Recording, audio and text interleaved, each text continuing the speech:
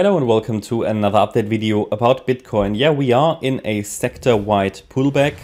Yesterday, the market completed a 5-wave move to the upside. Yesterday, around the same time, I made a video and highlighted that, yeah, ideally we see one more high towards 48,860, and my target was perfectly reached to complete a 5-wave move to the upside from the recent lows around the 3rd of January. I then warned when I saw that this would be completed on Discord and Telegram to our members that a sharp pullback has to be expected, and also mentioned, of course, it's never guaranteed, but after such a move is finished, like a diagonal pattern, we have to expect a sharp pullback. Within an hour, we've seen this pullback and we have hit a support area that I then put onto the chart, which is important for the price to hold to allow further upside more directly. In this video, I only want to take a look at the 1 hour time frame. In the last video, I took a look at the daily as well, so feel free to check it out.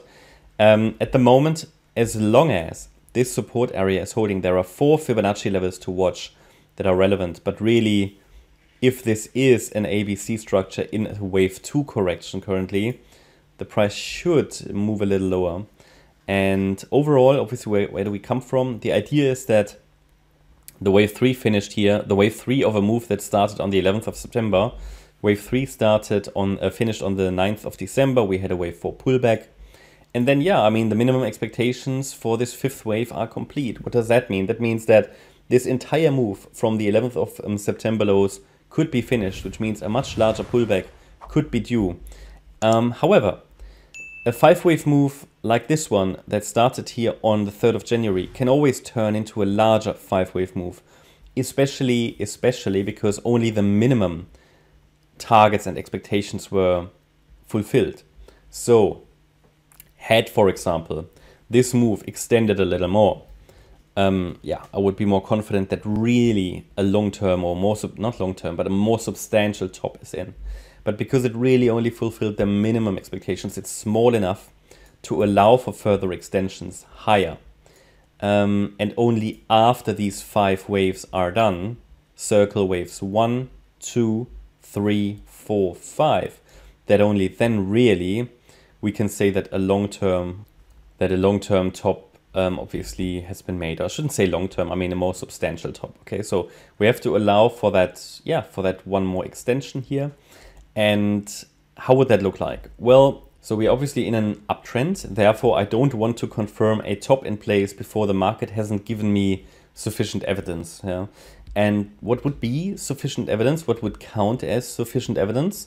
It would be a break below the 78.6 retrace of the last rally that happened between, yeah, the 3rd of January and yesterday's top. And that level is at 42,553.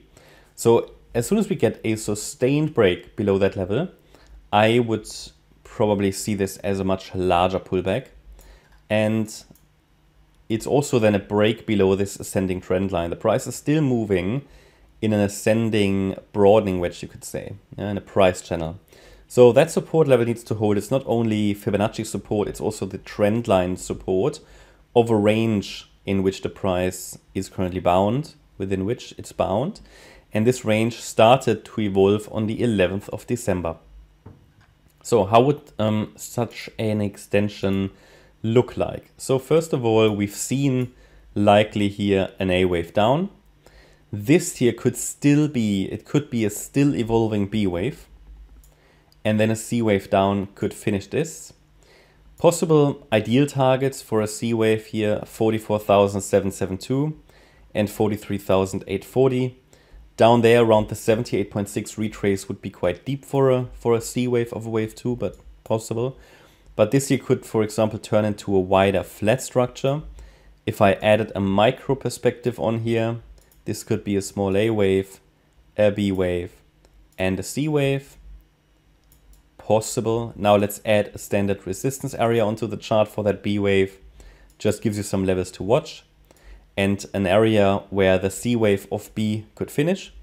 That's around 47,280 and 48,250 before we then come down in wave C of 2. That's sort of an idea.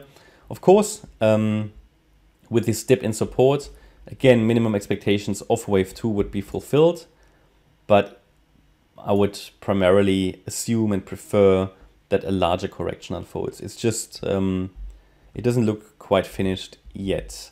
Yeah, that's my update about Bitcoin. I hope you liked the update. If you did, please hit the like button, leave a comment and subscribe. And if you really like the content, then please check out the channel membership. Also, make sure that you follow us on Instagram and Twitter for additional content.